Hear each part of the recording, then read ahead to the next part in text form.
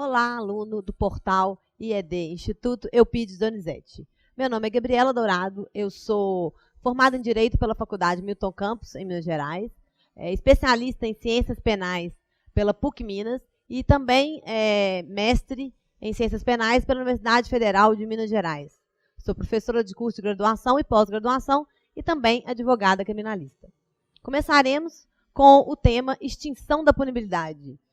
Especificamente com os subitens que estão divididos nessa tela do PowerPoint, que eu peço para passar para ela agora, que nós vamos tratar inicialmente das causas de extinção de punibilidade, conceitos e efeitos, e em seguida das causas de extinção da punibilidade em espécie, aquelas 7 previstas lá no Código Penal, além de outras previstas na parte especial, para ao final tratar da mais importante e mais complexa da prescrição, finalizando com considerações sobre o tema e algumas outras implicações desse tema, da temática da extinção da punibilidade. Iniciando, primeiro, para tratar das causas de extinção da punibilidade, nós temos que entender o que é punibilidade. Estamos tratando de um momento posterior ao crime, apesar de alguns doutrinadores minoritários entenderem de forma diversa. Inicialmente, o que temos é que, com a prática de um delito, o direito de punir do Estado, que até então se encontrava abstrato, passa para a esfera da concretude, aí surgindo a punibilidade. Ausente qualquer dos requisitos que constituem o próprio crime, não há crime e, consequentemente, muito menos punibilidade. A punibilidade, então, como visto aqui, é algo externo ao delito, algo posterior, e não um elemento dele, do próprio delito. Por isso, chamamos atenção para esse conceito, que é o prevalente no Brasil e na doutrina da teoria geral do crime em todo o mundo, é o que prevalece. Que o crime é um conceito tido como uma conduta típica, antijurídica e culpável. Esse é um conceito que nós chamamos de tripartido. Algumas pessoas questionam, mas tripartido, existem 4 elementos aí, uma conduta típica, ilícita e culpável.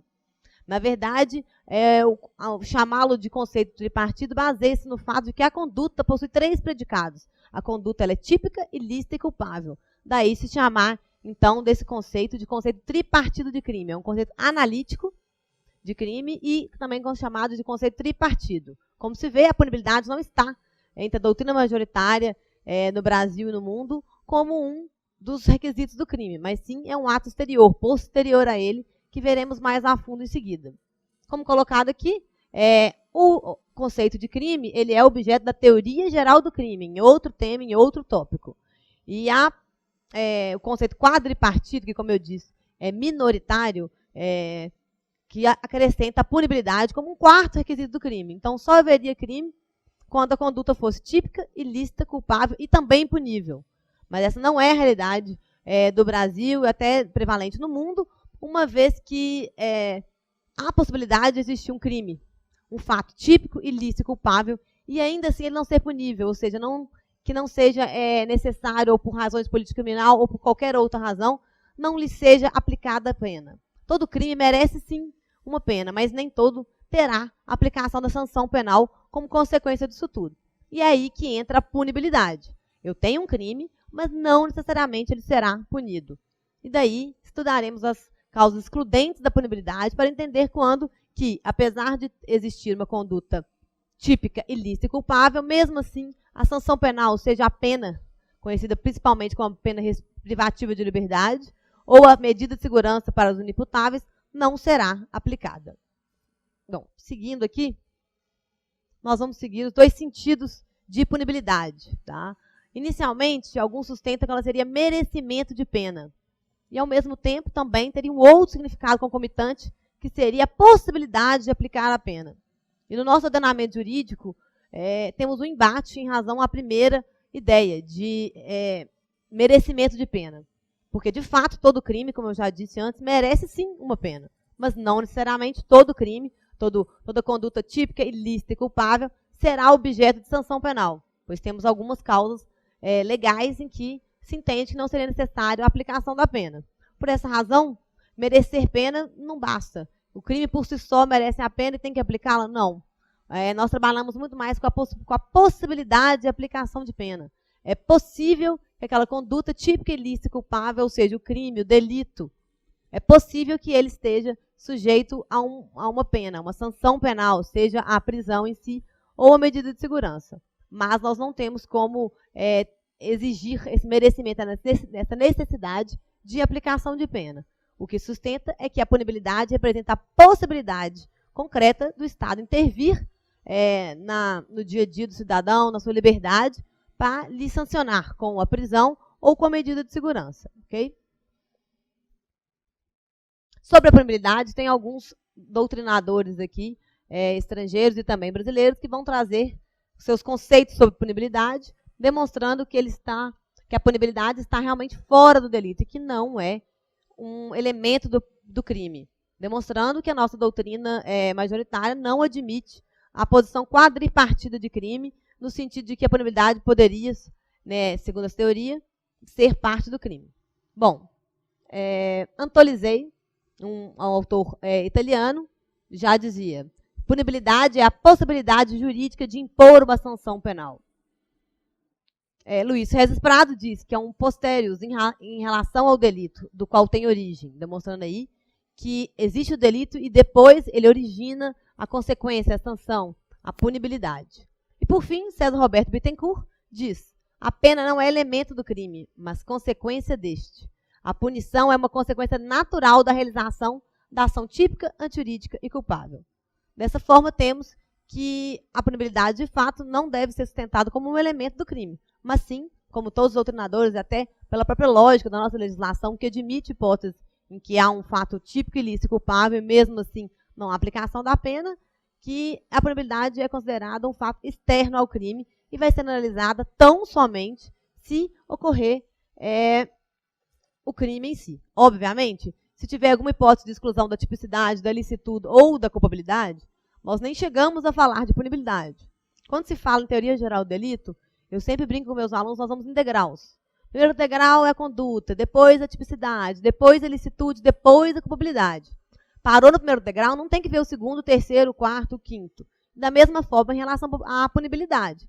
Se qualquer causa extinguiu o crime, não tem que se falar em punibilidade. Só se discute a punibilidade, se analisa ela, na hipótese da configuração plena de um crime com todos os seus elementos. Qualquer extinção do crime por elementos intrínsecos a ele, constitutivos, não vai levar à análise da punibilidade. Seguindo aqui, nós temos essa conclusão. Conclui-se, portanto, que a punibilidade nada mais é que a expectativa de exercício do poder-dever do Estado soberano de punir os infratores de suas leis penais, estando condicionado à não configuração de qualquer das causas consideradas como impeditivas à aplicação da consequência jurídica do delito, qual seja a pena ou medida de segurança. E nós vamos tratar nesse tema justamente dessas causas impeditivas do exercício da aplicação da sanção penal, que vão ser as causas excludentes da punibilidade. Seguindo aqui, o que nós temos? Que por razões de política criminal, são previstas causas que impedem a aplicação ou execução da sanção penal em face do cometimento de um crime. A extinção do direito de punir por parte do Estado. E essas causas elas podem estar presentes tanto na parte geral, que é a base aqui dessa aula, como também na parte especial e nas legislações esparsas. Em outras leis que tipifiquem crimes ou que tratem do assunto, pode até mesmo leis de outras temáticas, como leis que tratavam, por exemplo, de questões tributárias, poderiam trazer aí alguma questão de extinção da punibilidade em relação a crimes penais tributários. Tá? Então, não necessariamente só leis penais vão trazer em seu corpo as causas extintivas de punibilidade, mas o nosso Código Penal traz no artigo 107, inúmeros incisos, salvo engano, 7, que vão ser os tratados aqui passo a passo, para nós entendermos isso tudo. Mas antes de chegar nas hipóteses específicas, nas causas concretas de extinção da punibilidade, vamos trabalhar um pouco mais com as consequências, o que ocorre com a extinção da punibilidade. A extinção da punibilidade, ela é uma apreciação, que é uma decisão que deve ser arguída de ofício pelo juiz a qualquer tempo. Tá? O artigo 61 do Código de Processo Penal, como está aqui, demonstra isso, que o juiz, a qualquer momento, pode reconhecer de ofício, ou seja, independente da provocação das partes, a extinção da punibilidade por qualquer das causas previstas em lei. Inclusive, eu trouxe aqui um artigo com uma atribuição específica do juiz-presidente do tribunal do júri, que ele deve, abre aspas, decidir de ofício, ouvidos o Ministério Público e a defesa, ou a requerimento de qualquer das partes, a arguição de extinção da punibilidade. Por fim, a extinção da punibilidade também é uma das causas expressas que nosso Código de Processo Penal traz como autorizadoras do habeas corpus, ou seja, traz a extinção da punibilidade não reconhecida pelo Poder Judiciário como uma causa, uma das hipóteses legais de coação ilegal ao direito de ir e vir do cidadão, que vai, então, autorizar a impetração de uma ordem de habeas corpus para cessar essa violação. Está aqui o artigo 648, inciso 7º do Código de Processo Penal. Tá? Esse artigo talvez esteja citado aqui, o 397, de forma equivocada, mas quando a gente voltar eu confiro se realmente é o 397, inciso 4º do CPP, em relação à atribuição do Tribunal do Júri.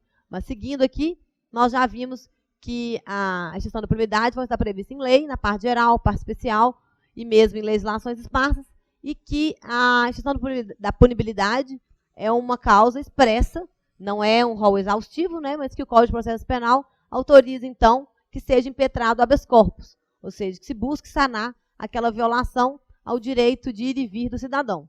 É uma das hipóteses, mas para demonstrar a importância que é, no rol de 4 ou 5 hipóteses que o Código de Processo Penal traz de coações legais específicas, não impedindo que outros sejam configurados, está lá a extinção da punibilidade, que se for configurada não poderá ter nenhuma persecução penal, não poderá ter processo, não poderá ter inquérito, nada disso, tem que ser encerrada qualquer atividade nesse sentido. Seguindo aqui o artigo 108 do Código Penal. A extinção da punibilidade de crime que é pressuposto, elemento constitutivo ou circunstância agravante de outro, não se estende a este. Voltando aqui, o que estamos dizendo? Que ainda que haja um crime, como disse aqui, pressuposto, elemento constitutivo ou circunstância agravante de outro, tá? Se esse crime for julgado extinta a punibilidade, aquele outro que ele era pressuposto ou que era elemento constitutivo, ele não restará prejudicado. Tá? Esse é um exemplo claro que nós temos no caso de receptação. A receptação, na parte geral do Código Penal, perdão, na parte especial, ela vai trazer a hipótese em que se adquire, recebe ou de qualquer outra forma detém objetos de crime, que você sabe ou poderia saber se era objeto de crime. Então, pressupõe-se um crime anterior. Houve um furto, houve um homicídio, houve uma sonegação, houve alguma coisa que dali teve o objeto do crime e você recebeu. Então, para você ser o receptador, você precisa receber algo que foi objeto de crime. Então, temos um crime antecedente e a receptação como posterior. Caso seja extinta a punibilidade pela prescrição ou por outra questão qualquer, pela morte do agente em relação ao crime anterior, antecedente, a receptação não estará prejudicada. O crime continuará existindo de toda forma, mas será analisado na sua conduta, na sua tipicidade, ilicitude, culpabilidade, também na esfera da punibilidade. Então, por si só, o fato desse crime antecedente ter sido extinta a punibilidade não extingue a punibilidade em relação a esse crime posterior. Tá? Mas também nada impede que nesse crime posterior, a exemplo da receptação, também exista outra causa extintiva da punibilidade, como a prescrição, a morte do agente ou qualquer outra hipótese. Se tratar de crime patrimonial, as principais causas que me vieram à mente aqui foi realmente a prescrição e a possibilidade de morte do agente, mas nada impede que outras hipóteses de extinção da punibilidade possam ocorrer, levando à extinção da punibilidade em razão desse segundo crime. Mas o fato do primeiro crime ter sua punibilidade extinta não reflete no crime posterior, no crime que ele torna elemento constitutivo ou mesmo que constitua circunstância agravante. Terminando aqui o artigo 108, na segunda parte do Código Penal, diz ainda, nos crimes conexos, a extinção da punibilidade de um deles não impede, quanto aos outros, a agravação da pena resultante da conexão. Isso aqui só vai demonstrar mais uma vez o quanto que a punibilidade é um elemento externo ao crime. Ou seja, se eu decreto a extinção da punibilidade, eu não apaguei o crime, eu apaguei a possibilidade de punir aquela pessoa, de aplicar a sanção, a medida de segurança, a prisão, etc.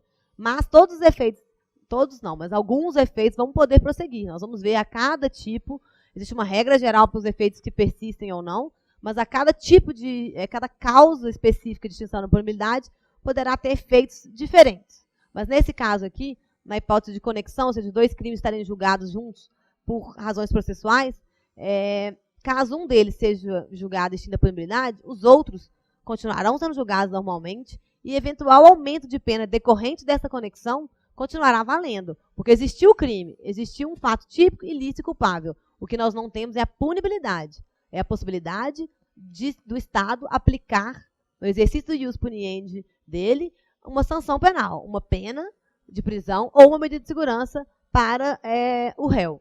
Mas não impede, de toda forma, que esse crime seja considerado como causa de aumento, agravante, etc., em razão daquela conexão entre os fatos. Bom, e quais seriam, então, os efeitos da extinção da punibilidade? E é muito interessante, quando nós vamos trabalhar com qualquer instituto de direito penal, sempre buscar a exposição de motivos. A nossa parte geral foi toda reformada em meados da década de 80, de 1980.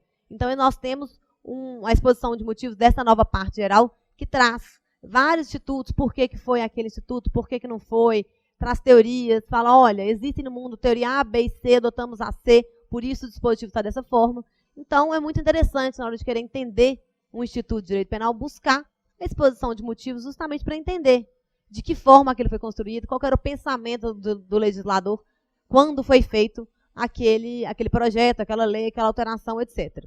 E para isso eu remeto à exposição de motivos da nova parte geral, que diz o seguinte: as causas extintivas da punibilidade operam efeitos irrevogáveis, fazendo cessar definitivamente a pretensão punitiva ou a executória. Aí o item 92. A exposição de motivos sempre vem exposta em itens e vai, de acordo com a evolução do Código Penal, trazendo vários dos conceitos que nós trabalhamos ali. Bom, quais seriam, então, as consequências? E aí, nesse anterior que nós vimos aqui, nós falamos de extinção da pretensão punitiva ou executória.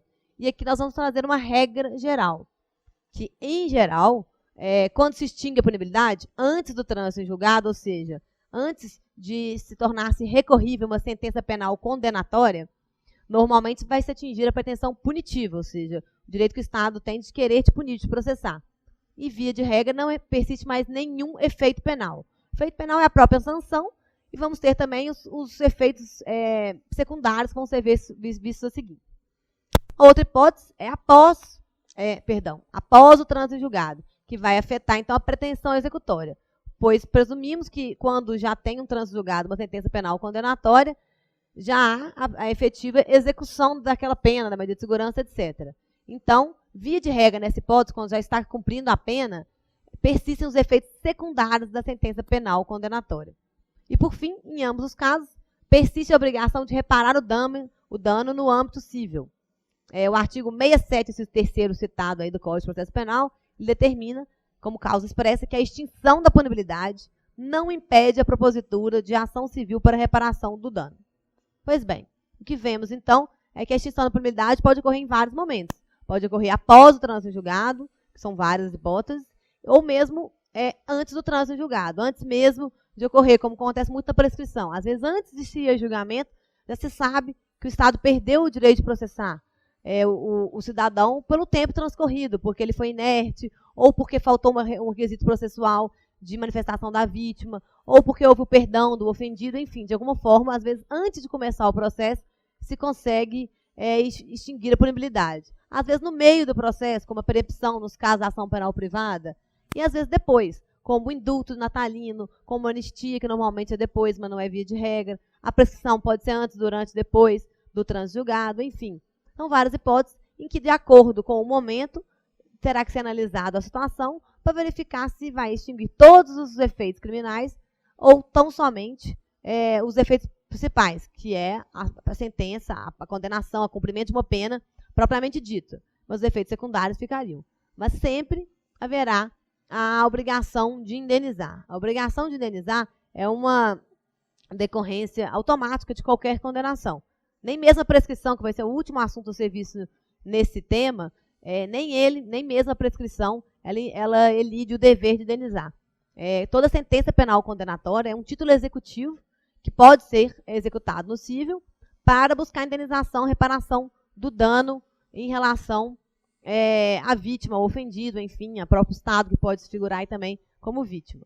Então, sempre ficar atento que os efeitos civis, ou seja, a obrigação de reparação de dano, eles normalmente persistem, mas não pode ter uma regra muito rígida. Nós temos que ver caso a caso para verificar se naquela causa de extinção da punibilidade mantemos ali os efeitos secundários ou todos os efeitos da condenação, perdão, vão ser extintos, qual que vai ser a situação específica. Passando aqui. Um outro efeito que nós temos, nós já vimos a questão de elidir tanto a pretensão executória ou punitiva do Estado, de acordo com a fase. Uma outra consequência que nós vemos é de restituir qualquer medida assecuratória, ou seja, qualquer medida cautelar que tenha sido promovida para poder para poder garantir a indenização da vítima, pagamento de custos, etc., ou mesmo para poder impedir que o criminoso adquira vantagens econômicas com a prática do crime. Por isso, nós trazemos aqui uma das consequências que são desconstituídas eventuais medidas assecuratórias. O artigo 131, inciso 3º do Código de Processo Penal, vai dizer do levantamento do sequestro, e o artigo 41 do Código de Processo Penal vai dizer do levantamento do arresto e cancelamento da hipoteca. Mantendo ainda nessa tela aí, só para esclarecer um pouco sobre essas medidas assecuratórias, elas vão buscar sempre assegurar uma indenização ou reparação da vítima, mas também garantir que sejam pagas as custos processuais, penas pecuniárias em favor do Estado, e também evitar que o criminoso, que o réu, se beneficie, se enriqueça em razão da prática de crimes. E aí nós temos três medidas securatórias. O sequestro, que vai ser de bens móveis e imóveis, tá? Do réu, que tenham sido adquiridos com proveitos do crime. E o arresto e a hipoteca, por sua vez, não.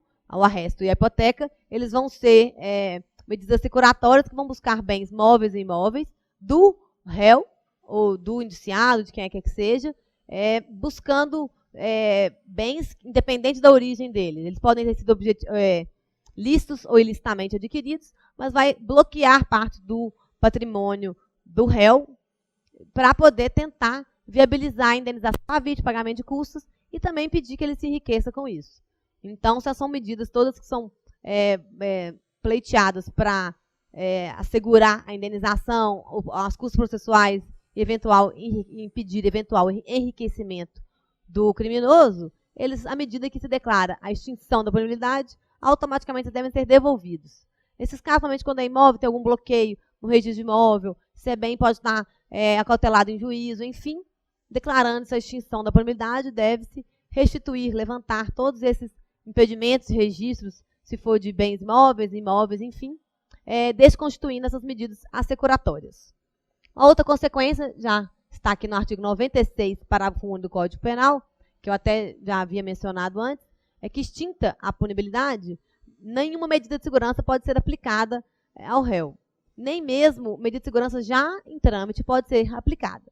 Apenas relembrando, medida de segurança é a sanção aplicada aos inimputáveis, aqueles que não conseguem entender o caráter ilícito da conduta que fazem e se autodeterminarem em razão dessa ilicitude, seja em razão de doença mental ou de desenvolvimento mental incompleto ou retardado. Então, nessas hipóteses, se extinguir a punibilidade daquele crime em tese que esse inimputável praticou, extinguiu a punibilidade, a medida de segurança não pode mais prevalecer.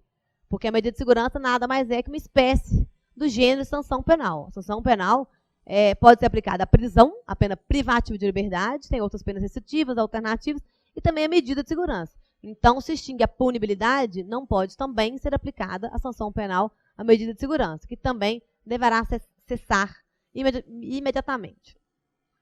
A terceira condição aí que nós trazemos é sobre a extinção da punibilidade impedir a aplicação da extraterritorialidade condicionada, que está aí no artigo 7º do Código Penal. Pois bem, a questão da territorialidade ou da extraterritorialidade condicionada, como está aí, nos remete à questão do lugar do crime. O Código Penal ele adota a teoria da ambiguidade, que diz que o local do crime para fins de determinação se a lei penal brasileira será aplicada ou não, poderá ser tanto o local da ação ou do resultado do crime. Então, se praticou uma conduta, começou no Brasil, atravessou para o Paraguai, ou se começou no Paraguai e terminou aqui, não interessa. Se de alguma forma a execução do crime, a sua ação ou omissão ou o resultado aconteceu no Brasil, em regra, pelo princípio da territorialidade, a lei penal brasileira seria aplicável. Mas nós temos também as hipóteses de extraterritorialidade. São as hipóteses em que, mesmo pela conduta criminosa praticada fora do território brasileiro, a lei penal brasileira seria aplicada ao caso. Aí nós temos as hipóteses de extraterritorialidade incondicionada, tá? Que não é objeto desse tema agora, e temos as hipóteses de extraterritorialidade condicionada, ou seja, que submetem a algumas condições. Que é o caso aqui, que a extinção da punibilidade vai ser uma das condições que não podem ocorrer para que nós tenhamos a aplicação da lei penal brasileira em fatos praticados fora do Brasil. Essa extraterritorialidade condicionada, ela ocorre em casos em que o Brasil se propôs a punir em convenções, tratados internacionais, na hipótese de crimes praticados por brasileiro, já que o Brasil não extradita, ou seja, ele não entrega para outro país o seu brasileiro nato, o seu cidadão brasileiro, ele então se dispõe a puni-lo aqui no Brasil. Tá? E nessas hipóteses, não pode estar de forma alguma extinta a punibilidade, seja pela lei do país onde se praticou ou pela nossa, a que for mais benéfica, que está aqui descrito no inciso, perdão, no artigo 7º, parágrafo 2º, a linha E do Código Penal, que vai nos trazer essa hipótese em que, se tiver qualquer hipótese de extinção da punibilidade na nossa lei ou na lei estrangeira, de qualquer forma que for mais benéfico, não teremos a aplicação da lei penal brasileira nas hipóteses de extraterritorialidade condicionada. E uma causa que eu esqueci foi que nós tratamos aqui de as hipóteses de extraterritorialidade condicionada, questão do brasileiro, crime praticado por brasileiro fora do Brasil, que não foi punido lá, a questão de tratados em convenções que nós nos comprometemos a punir, e também crimes praticados em aeronaves e embarcações brasileiras fora do Brasil que lá não tenham sido punidos. Então, nessas três hipóteses, vamos ter a possibilidade de aplicar a lei penal em crimes praticados fora do Brasil, desde que uma das hipóteses, entre as várias enumeradas ali, nas alíneas do parágrafo 2º, é que não pode ter ocorrido a extinção da punibilidade, seja pela nossa lei ou pela lei do país onde ele praticou o fato. Então, dessa forma, extinta a punibilidade, não será possível aplicar a extraterritorialidade condicionada. Bom, seguindo, na recente reforma, que nós, nem tão recente mais, mas de 2008, em que se mudou o procedimento comum no rito ordinário, principalmente, trouxemos a absolvição sumária como uma das hipóteses da absolvição sumária, a própria extinção da punibilidade. A extinção da punibilidade não tinha previsto para ela uma decisão própria ou uma absolvição, etc. Ela poderia ser decretada a qualquer momento de ofício, mas não havia um momento próprio para ela previsto. E aí, remetendo a esse artigo, o artigo 397 do Código de Processo Penal, ele vai dizer que após o cumprimento do disposto no artigo 396-A e parágrafos, que vai tratar da citação e intimação do réu para poder apresentar a defesa preliminar, o juiz deverá absolver sumariamente o acusado quando verificar.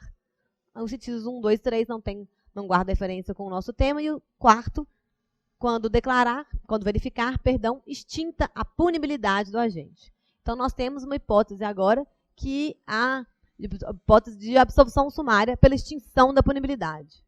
Daí, a declaração de extinção da punibilidade, que antes era tida como uma decisão interlocutória mista, porque põe fim ao processo, apesar de não decidir sobre a pretensão, se o réu é inocente, se é acusado, se deve ser absolvido ou condenado, se tornou uma dúvida aí, porque agora nós temos a possibilidade da extinção da punibilidade ser reconhecida por uma sentença de absolvição sumária.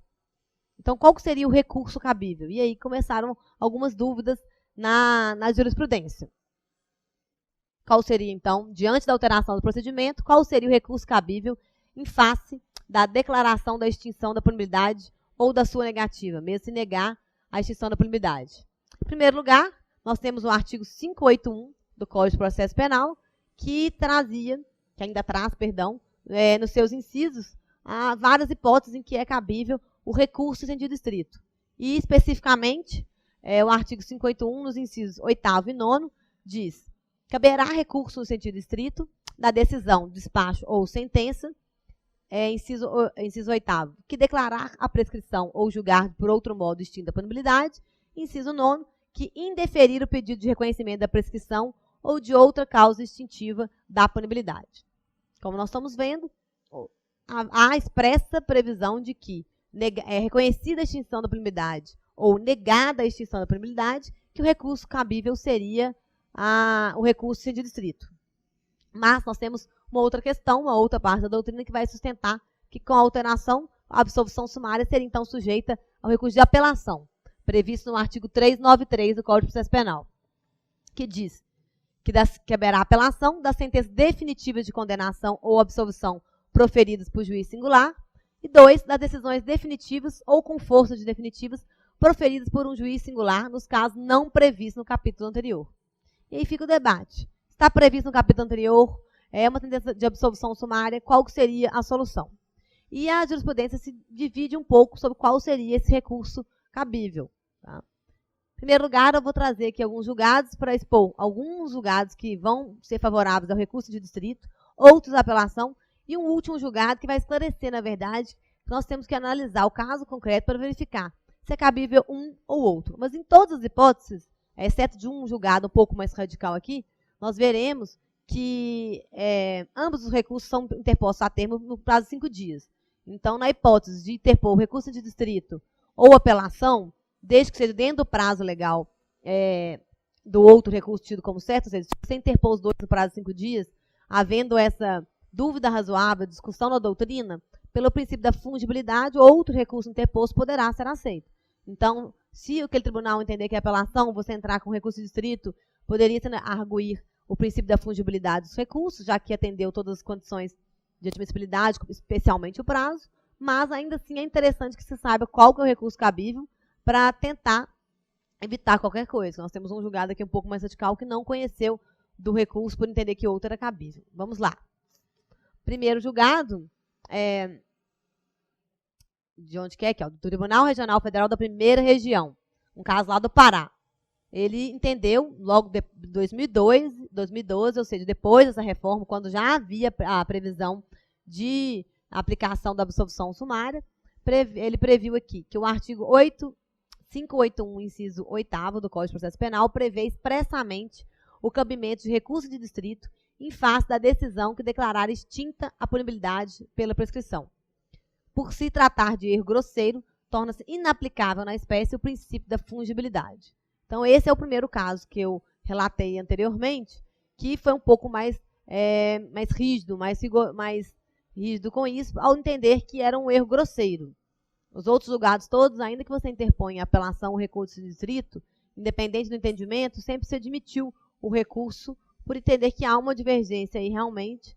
E aqui, nesse julgado, eu consultei o interteor, ele não esclarece se realmente era uma absolvição sumária ou se não era, para poder discutir aí se seria apelação cabível ou não, e se haveria razoável dúvida na doutrina da jurisprudência para a aplicação desse recurso. Um outro julgado que eu trouxe aqui também, agora do Tribunal de Justiça de Minas Gerais, ele vai, então, ser favorável também pelo recurso de distrito, mas ele vai entender que, pelo princípio da fungibilidade, ele poderia conhecer da apelação como recurso de distrito. Em relação a todas essas emendas que eu estou colocando, o que se sugere é que o aluno pare a aula, leia a emenda inteira, se tiver alguma dúvida, recorra ao inteiro teor para esclarecer isso tudo, para que essas explicações que eu estou dando aqui sejam mais úteis. Porque eu já li, já reli, já fiz tudo isso, já conheço o caso como um todo, então eu acredito que o ideal seria parar, ler a emenda e aí continuar com a explicação da aula. Então, voltando aqui, nesse caso, o que foi consignado aqui pela 6ª Câmara Criminal do Tribunal de Justiça de Minas Gerais.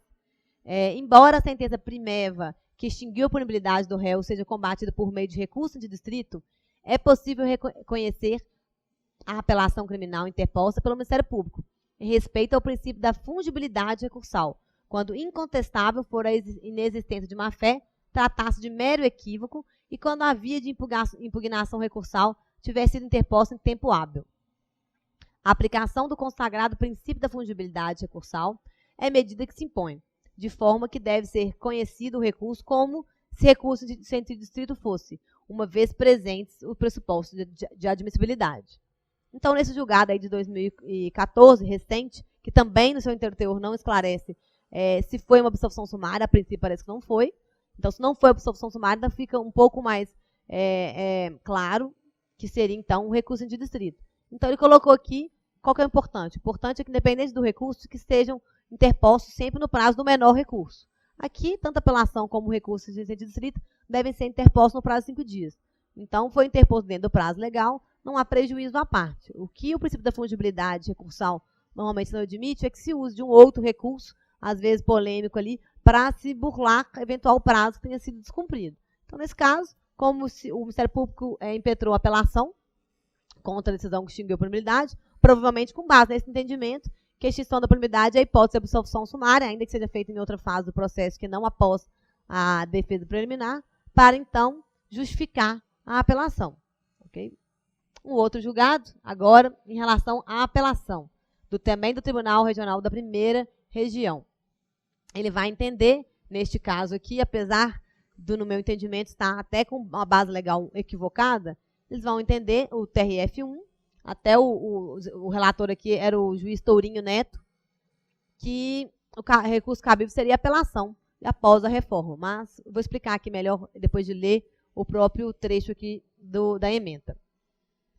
Não obstante o equívoco por parte do parquet, pois a sentença que absolve sumariamente o réu deve ser atacada mediante recurso de apelação, não há óbice para o recebimento do recurso em sentido estrito como apelação, pois foi respeitado o prazo de 5 dias previsto para a interposição do recurso de apelação e, conforme o princípio da fungibilidade recursal, salvo hipótese de má-fé, a parte não será prejudicada pela interposição de um recurso pelo outro, conforme artigo 579 do Código de Processo Penal. Como se vê, a ementa, ela diz que a absolvição sumária é objeto de apelação com base no artigo 416 do Código de Processo Penal. Mas aqui nós estamos tratando de um processo de crime comum. Tá? Está dizendo aqui de estelionato contra o INSS. E o artigo 416 do Código de Processo Penal, ele trata da absolvição sumária no rito tribunal do júri. Tá? É outra absolvição sumária em outro processo, é completamente diferente da absolvição sumária lá do 397, que nós estamos tratando aqui como hipótese de absolvição sumária pela extinção da punibilidade. Então, apesar do artigo estar equivocado, o fundamento colocado pelo desembargador nessa ementa é justamente no sentido de que a absolvição sumária é objeto de apelação, que é uma sentença de absolvição, porquanto, no artigo lá da apelação, no seu inciso 1º, vai desafiar a apelação. E, mais uma vez, o que é essencial? Respeitar o prazo recursal menor, no caso, como eles são iguais, não faz diferença, para evitar que qualquer requisito de admissibilidade não se veja preenchido aí e que seu recurso seja prejudicado. Esse último acórdão aqui, ele qual tribunal que é? Do Tribunal Regional Federal da 2ª Região. Acho que ele é mais completo, ele esclarece melhor a questão, que ele vai justamente determinar que, se for absolvição sumária, entende que a melhor doutrina que deveria ser apelação, porque é uma sentença absolutória que vai desafiar a apelação. Se for decidido em outro momento, como eu já disse no início, que a extinção da punibilidade é uma questão de ordem pública, que pode ser decidida de ofício a qualquer tempo pelo juiz, ou pelo desembargador, ou pelo ministro, qualquer magistrado que esteja analisando o caso, nessa hipótese, como nós estamos tratando aqui de uma decisão interlocutória eventual que encerre o processo fora do momento da absolvição sumária, aí sim o recomendável seria a interposição de recurso em sentido estrito. Vamos ao julgado, só para demonstrar aqui. Desde o advento da Lei 11.689 de 2008, o recurso cabível da sentença de absolvição sumária é a apelação criminal. O cabimento do recurso em sentido estrito para atacar a extinção da punibilidade pela prescrição, com base no inciso 8º do artigo 581 do Código, restringe-se às decisões distintas das sentenças de méritos ou de absolvição sumária. A disponibilidade de 2 vias processuais para a impugnação de um mesmo ato judicial fere o princípio da unirrecorribilidade. A fungibilidade recursal permite o recebimento do recurso de distrito como apelação criminal, atendidas as condições desta. Então, nesse caso aqui, foi recebido o recurso distrito como apelação, por se tratar, então, de extinção da punibilidade reconhecida em sentença de absolvição sumária. Então, tratada essa questão, deve-se fazer essa diferenciação. Quando a extinção da punibilidade for decretada em uma decisão interlocutória, no meio do processo, no início, no fim, etc., ou reconhecida em qualquer outro termos, o ideal é que se interponha o recurso de distrito. Se for numa decisão de absolvição sumária, o que a doutrina majoritária está entendendo é que deve ser interposto o recurso de apelação por se tratar de uma sentença de absolvição sumária. Bom, sobre as causas, sobre os conceitos, efeitos, tudo que se queria trazer aqui no início, no primeiro subitem aqui desse tema, sobre a extinção da punibilidade, nós já falamos dos efeitos, do conceito de punibilidade, da extinção, vão ser as causas que vão impedir o Estado de aplicar a sanção penal ao cidadão, ao réu. Nós vamos tratar agora das causas específicas de extinção da punibilidade, que inicialmente nós vamos tratar aqui que o direito penal brasileiro ele traz a maioria das causas extintivas da punibilidade no artigo 107 do Código Penal, que nós vamos ver agora em seguida. Mas antes disso, nós vamos tratar um pouco delas, das características em geral dessas causas específicas. No artigo 107 vão estar as causas gerais de extinção da punibilidade. Esse rol do artigo 107 ele não é exaustivo, ou seja, nada impede que outras causas sejam previstas na parte especial, em legislações esparsas, penais ou não penais, como eu já disse desde o início, que há casos concretos até de extinção da punibilidade em leis tributárias em relação aos crimes tributários. E outra observação que foi feita no slide colocado aí é que pode estar em qualquer parte, pode estar no Código Penal, na parte especial, na parte geral, em leis esparsas. Nosso legislador normalmente não tem muita técnica para colocar, às vezes, no meio de uma lei penal ou de uma lei tributária, tem uma disposição penal que não foi colocada no Código Penal ou que não foi feita referência. Enfim, pode estar em qualquer lei aí, em códigos, hipótese de extinção da punibilidade. Como que eu vou identificar? Esse que é o slide que eu trouxe aqui agora. Como que eu vou identificar quais que são, se aquilo ali é uma causa de extinção da punibilidade ou não? E nós temos realmente muita dificuldade de entender isso, porque o nosso legislador, especialmente no Código Penal, ele não tem uma uniformidade de usar sempre a mesma expressão para significar extinção da punibilidade, de usar sempre a mesma expressão para significar a exclusão da licitude, ou da culpabilidade, ou da tipicidade. Então, muitas vezes, a gente vai se deparar com uma expressão que leva a entender que é extinção da punibilidade, mas não é. E o contrário também. Às vezes vai levar a entender que é uma extinção da culpabilidade, e não é. Então, tudo isso vai depender não só de analisar algumas expressões, mas também de entender a natureza do instituto. Ele está extinguindo ali a punibilidade, ou ele está extinguindo algum elemento do crime, ou tornando atípico, enfim. Vai ter que ser analisado. Mas eu trouxe algumas expressões que são as mais comuns aí para identificar as causas de extinção da punibilidade, tanto na parte especial quanto na legislação esparsa. Na parte geral, nós temos a identificação mais óbvia, porque ela vai estar lá no artigo 107. São causas que excluem a punibilidade. Mas na parte especial e na legislação esparsa, não é tão simples de se definir isso, não. Bom, essas 4 expressões aí, que claro que vão poder ter variações, são as mais comuns. A primeira é extinta a punibilidade, mas também pode ser extingue-se a punibilidade será extinta. Tudo que falar de extinção da punibilidade, obviamente, é a expressão mais óbvia, vai trazer uma causa extintiva de punibilidade. Uma outra expressão é o juiz poderá deixar de aplicar a pena. Essa é muito comum na nossa parte especial, que o juiz poderá deixar de aplicar a pena. Mas assim como em outros institutos do Código Penal, esse poderá ainda não é uma faculdade do juiz.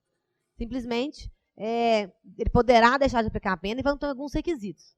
Preenchidos aqueles requisitos, o juiz deve aplicar a pena. Não é uma possibilidade, não é aberta. Desde que preenchidos os requisitos, é um direito do réu que tenha extinta a sua punibilidade. Então, esse poderá aí é no sentido de que, preenchidos os requisitos legais, deverá ser aplicada a extinção da punibilidade, que nesse caso aí está na expressão de deixar de aplicar a pena. Outra expressão que também acontece é isento de pena.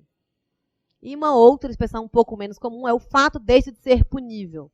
Então, isento de pena ou o fato de deixar de ser punível também vão poder ser expressões que vão demonstrar que se trata de uma causa extintiva da punibilidade.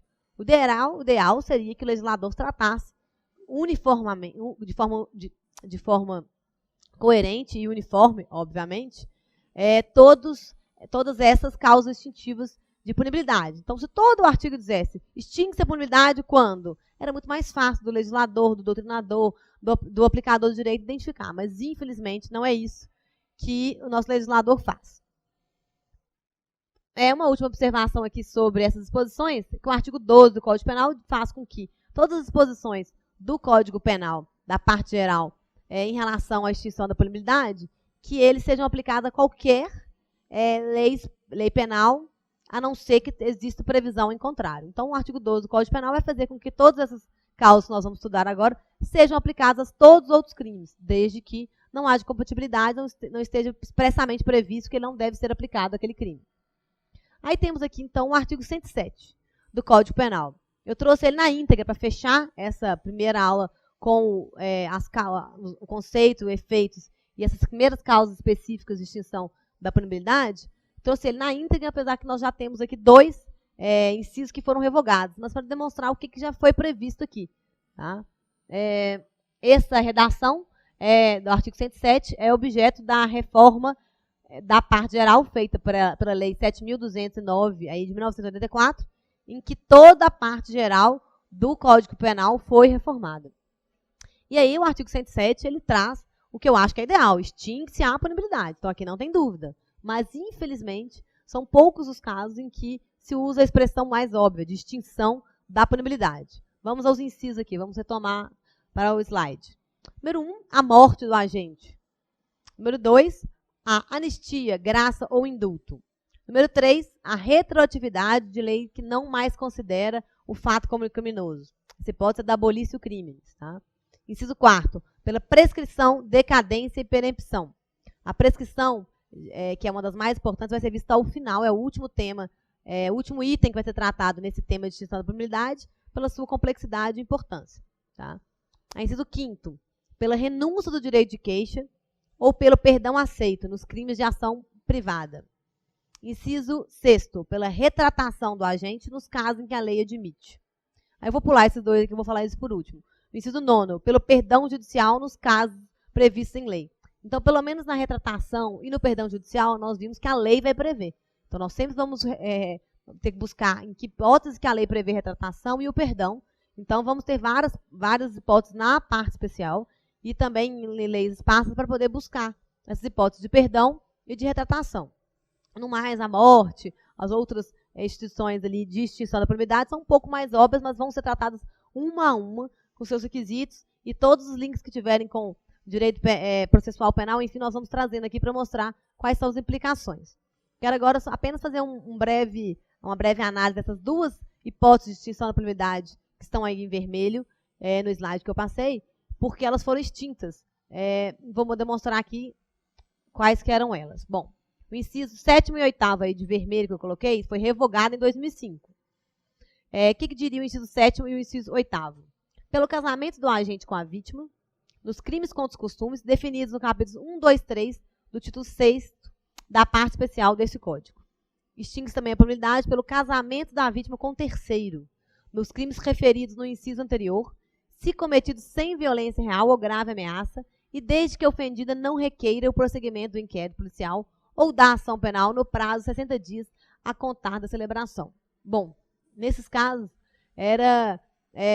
foi revogada apenas em 2005, nós tínhamos até outro dia, até a expressão mulher honesta ainda constava do código. Então, nós temos muitas coisas muito ultrapassadas que demoraram a sair do nosso Código Penal. E especificamente nesses casos, no primeiro do casamento da vítima, esses crimes referidos aí são os crimes com os costumes contra a dignidade sexual da mulher, em que em alguma hipótese ali haveria ofensas à dignidade sexual da mulher. Então, se ela se casou com um homem que tirou sua honra, estaria então perdoado o crime que ele teria praticado, que é a hipótese aí do inciso 6º, né? O casamento da vítima, naqueles crimes previstos ali, já foram todos reformados, tá? Tanto que na época existia atentado contra o pudor, não existe mais, foi unificado isso tudo. E no inciso, ou seja, nesse inciso 7º, não tem nenhuma restrição, com violência, sem violência, enfim. Se a vítima casou com seu ofensor, com seu agressor, ela está perdoando ele, não tem. E se é uma hipótese em que o Estado deixa, às vezes, a crivo da mulher, como ainda é hoje. A mulher, na maioria dos casos, como regra, ela tem que querer representar, ela tem que manifestar o interesse de que o Estado prossiga com aquela ação penal, que processe aquela pessoa. Então, são hipóteses em que o Estado entende que, às vezes, submeter a vítima ao constrangimento de ser processado é pior do que o próprio fato. Então, ela tem que querer. Então, nesses casos, se a vítima, ainda que ela queira processar o ofensor, e ela, na época, e ela se casasse com ele, de toda forma estaria perdoado, mas foi extinto e não há essa previsão mais. E o oitavo, que é ainda mais absurdo, que é o casamento da vítima com o terceiro, mas aí tem 3 requisitos. Se não tiver violência real ou grave ameaça, desde que a ofendida não requeira expressamente, né, o prosseguimento do inquérito, ou da ação penal no prazo de 60 dias.